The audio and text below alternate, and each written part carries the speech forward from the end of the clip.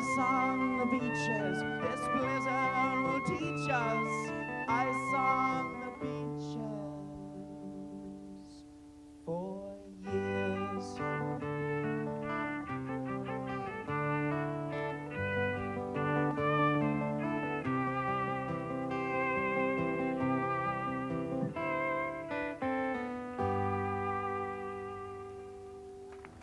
Thank you very much.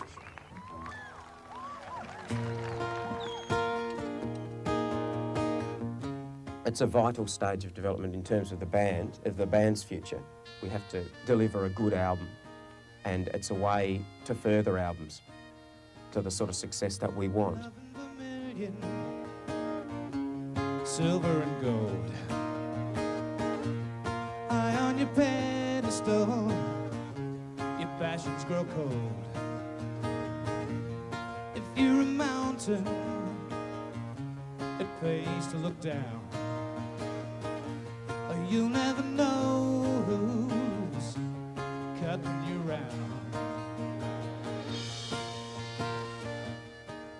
It's been totally funded by our own work, really.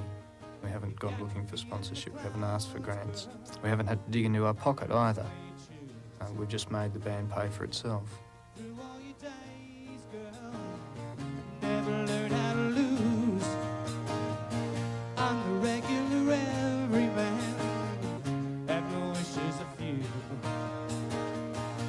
There's just one thing, girl, I'd like you to do.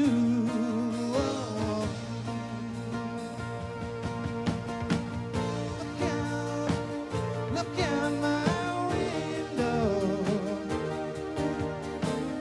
Look out my window. People laugh and cry all of the time.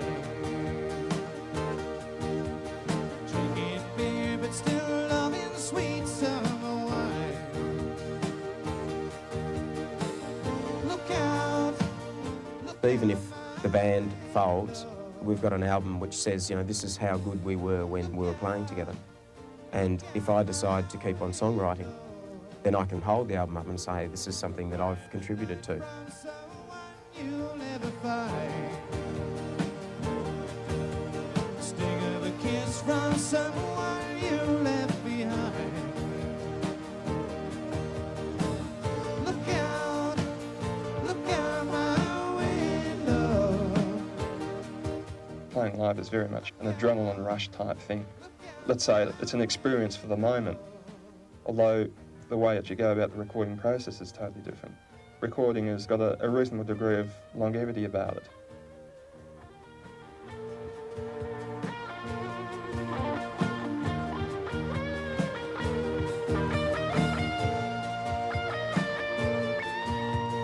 It's a good way of planning your development.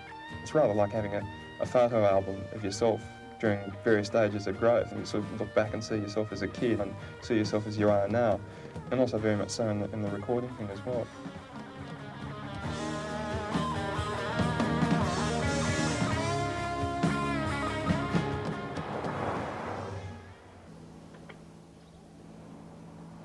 I suppose the biggest single cost is the studio time.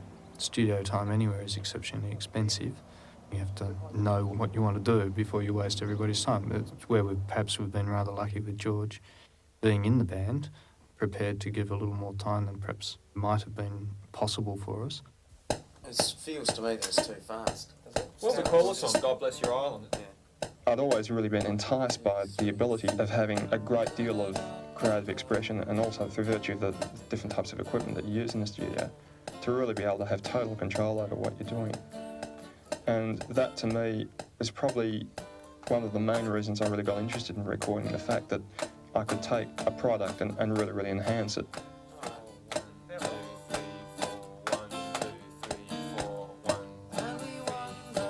That sounds right. Yeah, it does. Just listening to it like that, it feels like it's really The problem is invariably when you listen to a click track and you're just listening to a click track all the time, it tends to change in speed. Plus, when in actual fact, in this song there's a lot of half time, sort of, and the metronome seems like it's going clump to, really clobbering along.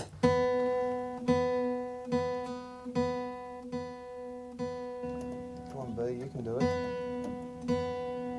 That's pretty good. Right, sounds good. I'll just try my chord with yours. G, just a G. 2, 3, 4. Poetry in motion. Right. You just come right straight around like that. Mhm. That's it. Right. And stay there. Yeah, and try not to vary the distance too much. Right, okay. Okay. I reckon just mic this above your sound hole, Peter. Because your guitar tends to be a little bit bass shy anyway. Right. Just put it there. Okay. Right. I'll go and do a few levels. You want to put your headphones on? Yeah, right. Grab that one. So, And we'll be able to talk to you in a minute and get a few levels down.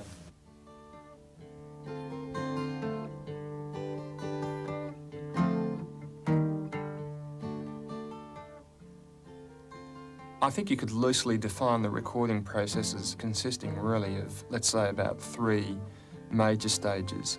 The first stage being recording the rhythm tracks. You can consider the rhythm tracks as basically being the foundation or the backbone of a particular piece of music. Peter and John, can you hear me? yeah. Yes, George. Right, okay. Peter, could I just get you playing guitar on your own?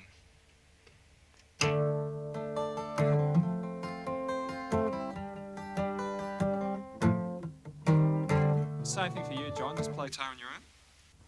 Right.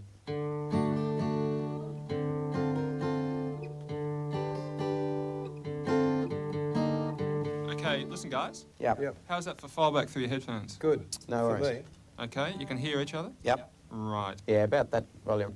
Use the click track as your count, okay? So give it 1, 2, 3, 4, and then come in.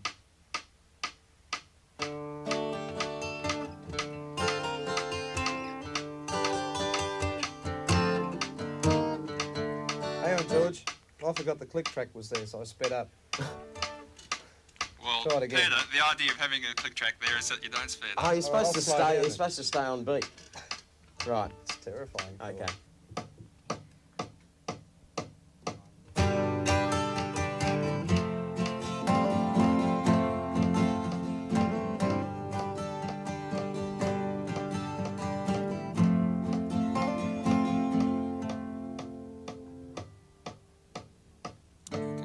Okay, just hold it there for a sec.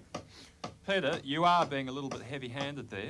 I can hear the occasional thump coming through. Don't Right. forget, the microphone's doing the work for you. Mm-hmm.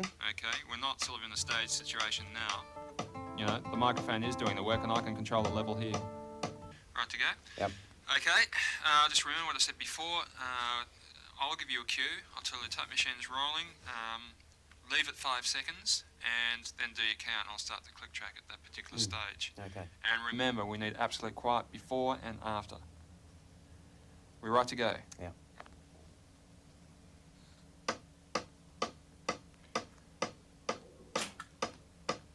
Tape's rolling, 5 from now. 1, 2, 3, 4.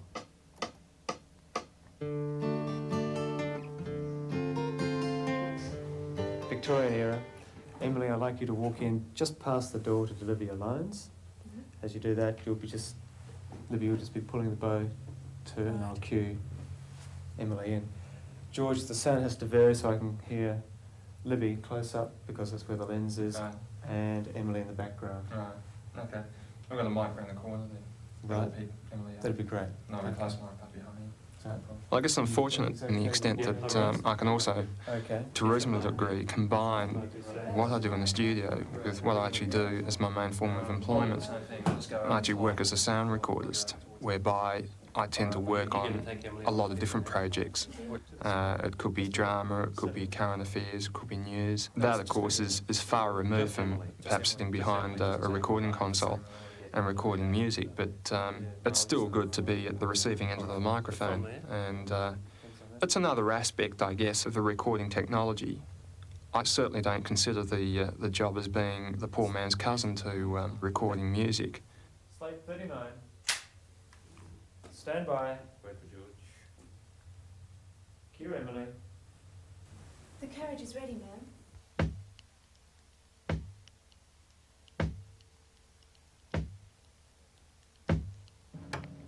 Okay, can I have that kick drum again, please? think probably having a sort of a more ambient sort of sound on the snare might suit the song.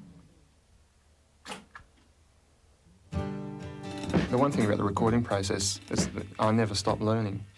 It's very true that the only real hindrance to your development or your progress in music is your own imagination. And that's certainly very true in an engineering sense, because there are just so many things you can do, so many variations of a theme. The ability to take a basic sound and contort it and distort it and turn it inside out, flange it and phase it and whatever, mean that, you know, the sky is really the limit.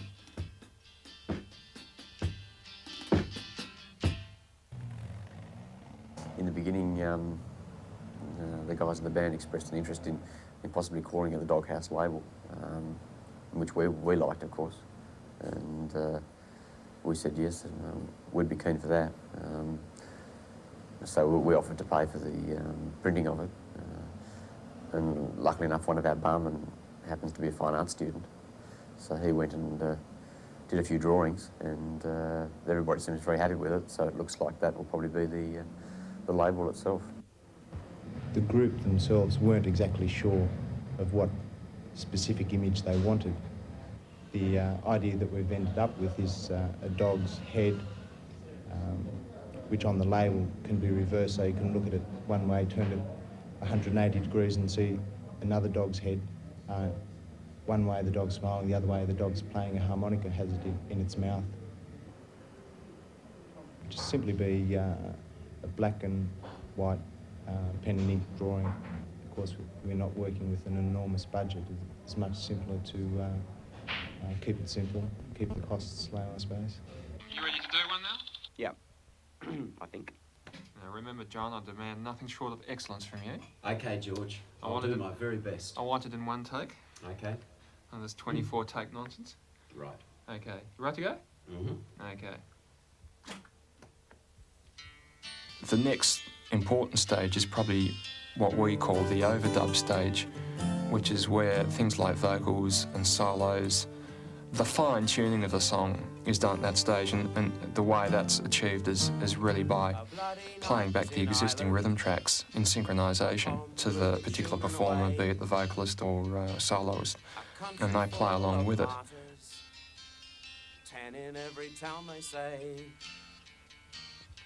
And we wonder, and we wonder, and we wonder why. Quite often you end up with a problem where you've got the cans on. You tend to sing a little bit flat in relation to what you think is actually happening. That's because you tend to hear more of the vibrations of your own head when you've got the headphones on. So if you do have problems just trying to get pitch, just take one of the cans off, so you get that balance between what's coming through the headphones and what's coming through acoustically, and compensate between the two of them.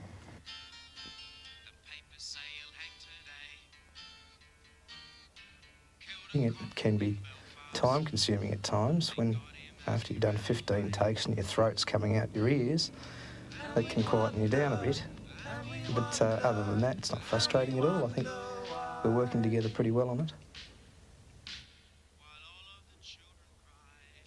When we grow, some guns will raise. It's good for the band as a whole, getting together like this, because we're regimented, we have to work things out, we have to get them exactly right.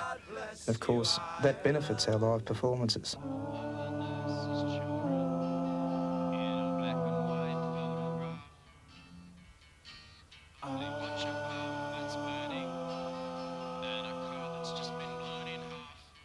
Listen, the PA and the lighting's been booked in. Yeah, that's fine. So we want to, we should have a talk to management too about getting a lot, I think, hinges on this album. I would like to think that it would, once it's released and it goes out and people listen to it, that it would do something. By saying that, I don't mean that I want to be a pop star or anything like that. That's not the case at all. But a tremendous amount of effort's gone into it. And I think we're fortunate with Fern, Chutney, and that their music is, I guess they sort of play music that's appealing, and there's always been a place in the Australian music industry for that type of music. Peter, while you're up, mate. Yeah, I thought as much. It's very much music with a message, and I think all over throughout the world there's always going to be a place for music with a message. Different artists and different bands have proven it time and time again. Synonymous with the band? Like, I mean, they've been screaming Eleanor and things like that for months, but we don't play that anymore. Its original material, obviously, is what makes it sound different from other bands, because the music is not going to be instantly recognisable. If you play lots of covers, lots of other people's songs, you don't necessarily sound any different to any other band that's around. And the competition is much more fierce if you do that. Actually, my original idea was just a green, like the doghouse green, with sort of flowery writing on the front with just Fern Chutney, and if we didn't have a title for it, you know, just that. And then on the other side, black and white, either black and white photographs of us, of the six of us, or what would be better, I reckon, would be sketches of the six of us. And then underneath it, just the blurb, and then inside just the words to the songs. And I mean, that would be a cheap. It's pretty stark. Yeah, but that's probably the better sort of approach Yeah, at the moment, I reckon. Because all album covers are really bizarre and eye-catching. And the problem maybe it's very starkness will be its eye-catching. I think in keeping with the tradition of the band, it wants to be a really earthy, natural type. Yeah. Like dirt. Yeah. We're going to have to reduce the size, I think, of the drawings here a bit. And possibly if we have one row instead of two. I think the illustrations of the group are important, but so is the copy. The way the guys wanted it to work was side one, side two with the titles of the songs across the top. Then the drawings with Fern Chutney ears. But then under that, just special thanks, some label design, cover design details. Yeah, almost. Yeah, you feel tempted to put it in there, don't you? So the thing with those bottom end notes is that you always, once they're not there, you always miss them. I suppose we could put them in all the time, and then we can listen to them back and hear how they sound and remove them if you don't need The them. only thing I find is when you actually stopped it there, and went into the actual chorus bit there, it almost wants sort of strings or something to be there as well. Yeah, I was wondering that when I was listening earlier. It sort of drops out, doesn't it? We're going to pick up the bass, though, aren't you? So perhaps hopefully the bass will fill a hole, and if not, we can try something else as well. That's right. The only thing that worries is it sounds a bit rough. It's sort of a bit intrusive on the voice. You know? Pull a bit of the resonance back on the phase. Yeah, you're talking about the raspiness. Yeah. So could probably knock a little bit off in the desk EQ as well. Yeah. Just play it on its own. Yeah, that's a little bit more barrel, isn't it? Yeah. Okay, we'll just try that first bit again.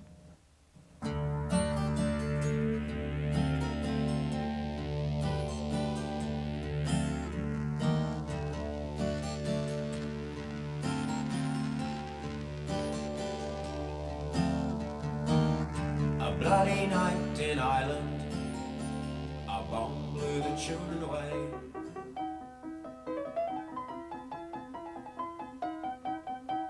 I studied at the Tasmanian Conservatorium of Music and spent most of my time involved in the teacher education course for the first 2 years as a string player, violin, viola player, with piano as a sort of second study, and then took that up as a major study in third year, then went on to do a fourth year performance course in keyboard.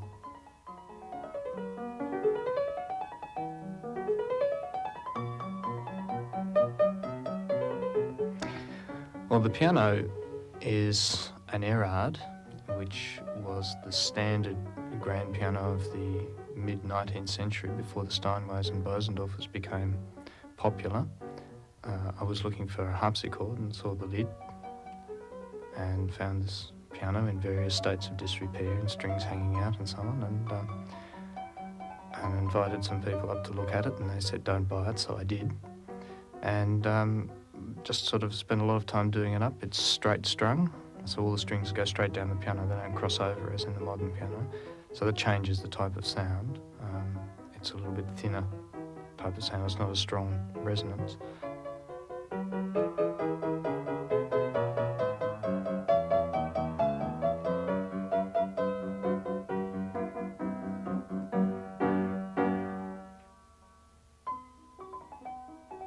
there's a tremendous amount of work in the restoration, but the result has been terrific. It's wonderful to play. There's a lovely sense of history, just because I think the sound and the feeling is so different. It's not terribly hard at all to imagine all of the salon parties and the types of people and the music that would have been played.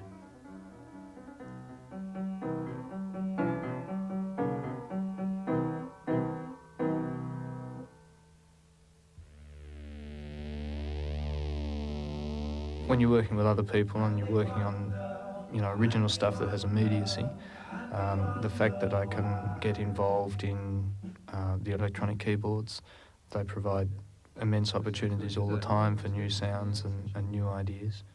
Yeah, it's good. You're going to distance that a little bit too, isn't it? Yeah, we'll put a bit more reverb on it, I think, just set it back in the perspective of the mix. Especially behind the main vocals, yeah. Where do you reckon the bass should go? Where? Yeah. Well, in the verses, I don't think that I don't think you should use it at all. Like in the opening verses. Certainly, when the drums come in, something there, and for sure, something rhythmic in the middle, strong part of the song.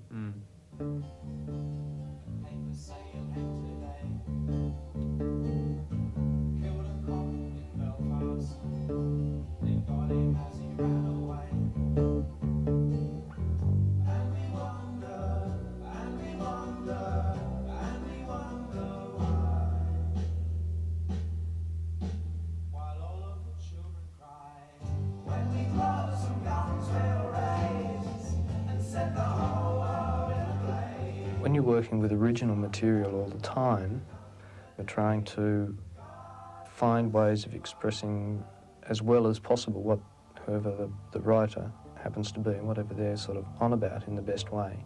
You're trying to take into account 4 or 5 other people who have opinions which are really as important as anybody else's.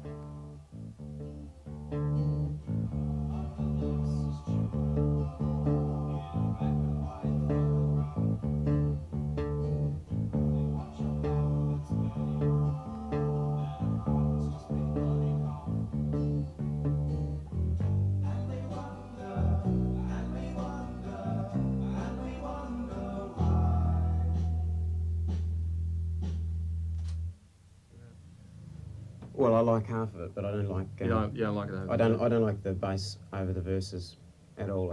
Okay. Well, look, I'll go back.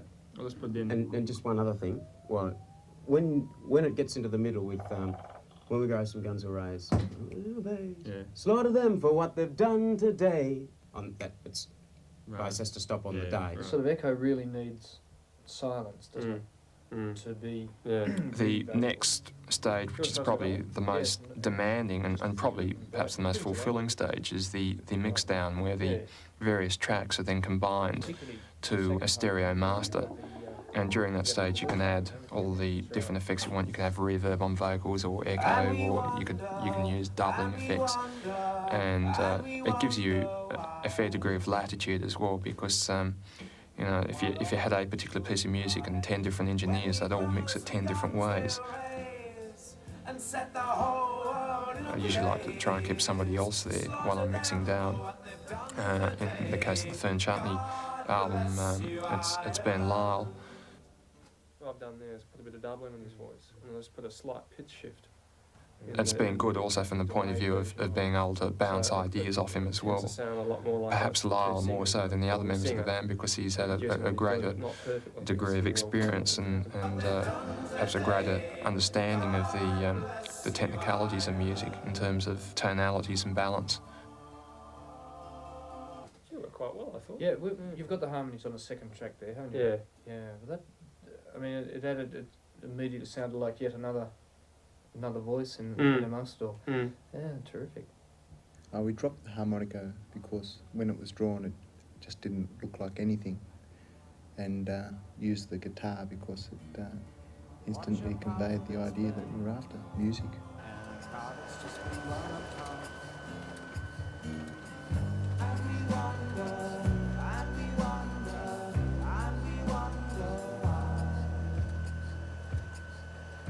While all of the children cry, when we cross the guns will